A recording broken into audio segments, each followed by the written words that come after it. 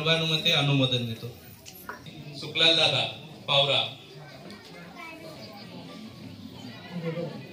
तसंच या ब्रह्माच्युत शंकर प्रकृती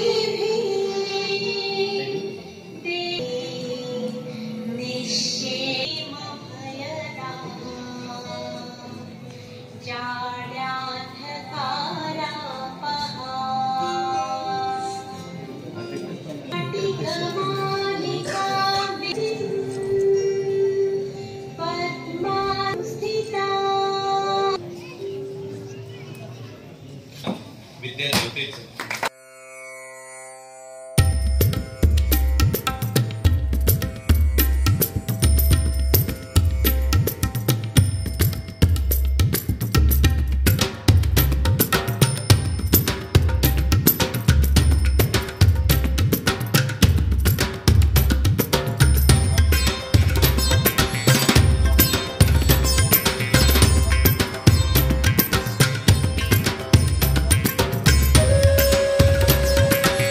साहित्य तुम्ही उत्स्फूर्तपणे तयार केलेलं आहे. एक कला आविष्कार, सृजनशीलता, नवनिर्माण क्षमता, हे साहित्य अजून आम्ही पाहिलेलं नाही, परंतु असं पाहिल्यानंतर लक्षात येतं की आपल्यामध्ये जी कला आहे. यू अंडरस्टँडिंग या अशा आजच्या बीटस्तरीय मेळाव्याचा माननीय अध्यक्ष आपल्या शुभश्री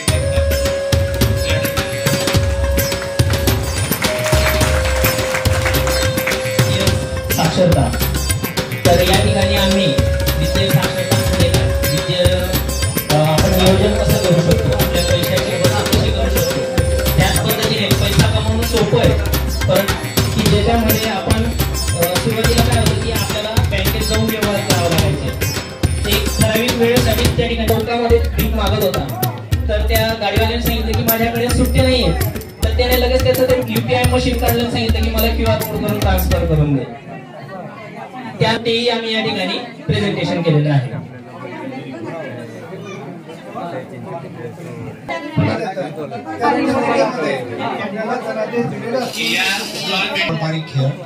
पारंपरिक खेळातून पहिला आहे विटीदांडू.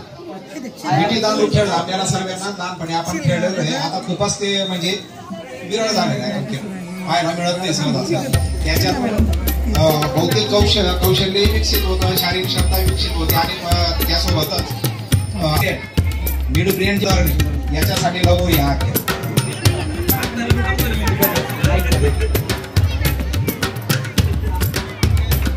हे विचारतो की एक टिकली दिसते इतरत्र जे काही शब्द तयार असतात त्या शब्दाला लहानापासून ते मोठे चांगले शब्द तयार होऊ शकतात. त्याच्यानंतर विविध त्यांना आकलन म्हणजे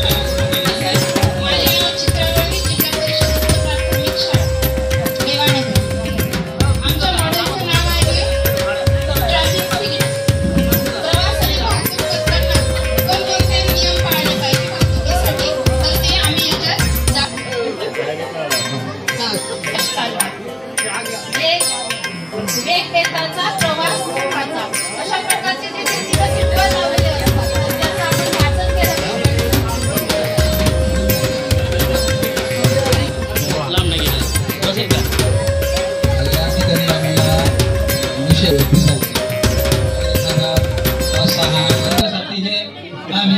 स्पेशल बनवलं आहे आणि प्रवासामध्ये. हॅलो हॅलो, थोडी शांतता ठेवा आणि आपण सुद्धा विजिट करा.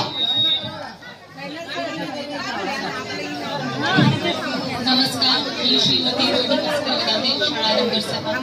आम्हाला रंग म्हणजे थांबा, किंवा म्हणजे रेडी आणि हिरवा म्हणजे तुम्ही पुढे जाऊ शकता. तसंच एक मॉडेल पर म्हणजे गुप्त चिन्हांचा उपयोग माहिती व्हावी आणि ते चिन्ह लक्षात राहावं, कारण कायद्याचं वाचायचं तसं चिन्ह काय लक्षात राहावं. तर त्यासाठी नो पार्किंगचे पार्किंग आहे म्हणून इथं वाहनं पार्क केलेली आहेत. अशा पद्धतीने ज्या रस्त्यांना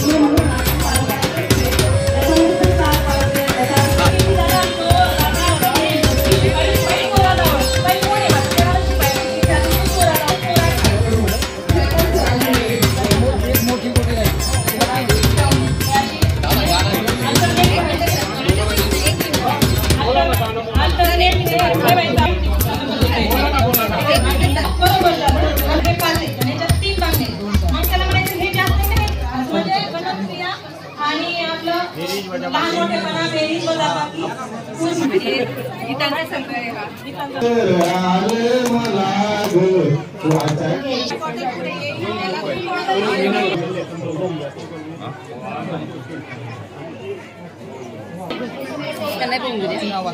चित्र कार्ड लावायचं कसं पैसे काढायचे आमच्या स्टॉल क्रमांक 3 वर साक्षरता कारण की माणूस आयुष्यभर जे सर्वांचा भाग आहे तो म्हणजे बँकिंग व्यवहार. या बँकिंग व्यवहारांमध्ये ज्या शासनाच्या विविध योजना ज्या राबवल्या जातात त्या संगोपन योजना हे असं जे बालक असतं जे 0 ते 18 वयोगटातील की ज्या बालकाची आई वडील कोणीही नाही किंवा एखाद्या वेळेस आई असेल वडील नसतील किंवा त्याचे दोन्ही आई वडील जे आहे आजीवन कारावासमध्ये असतील किंवा कोणाचं जे साक्षरतेवरील गाणे आहेत त्याचं उद्घाटन राज्यस्तरावर व्हावं. त्याचा जसा विशेषांक विभागाचा राज्याचा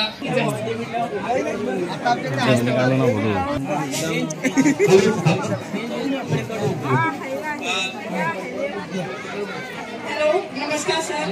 माझं नाव माधवी माळी, चित्र शाळा नंबर 7 तळोदा.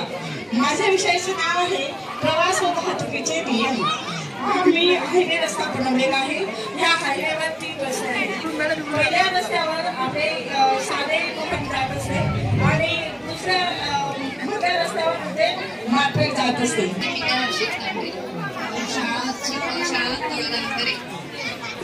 माझा विषय आहे प्रवास व वाहतूक नियमावली व त्या संबंधित. तर ह्या मॉडेलमध्ये मी सिग्नल वगैरे आहेत दाखवलेले आहेत, प्लस सिग्नल दाखवलेला आहे. लाल असेल तर थांबा, पिवळा असेल तर स्पीड कमी करा आणि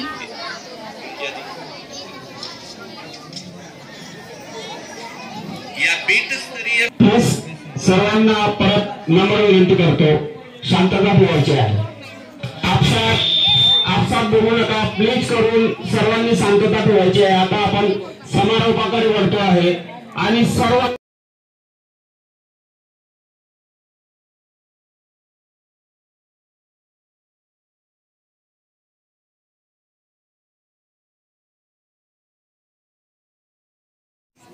नवभारत उल्हास मेळावा तालुका तळोदा.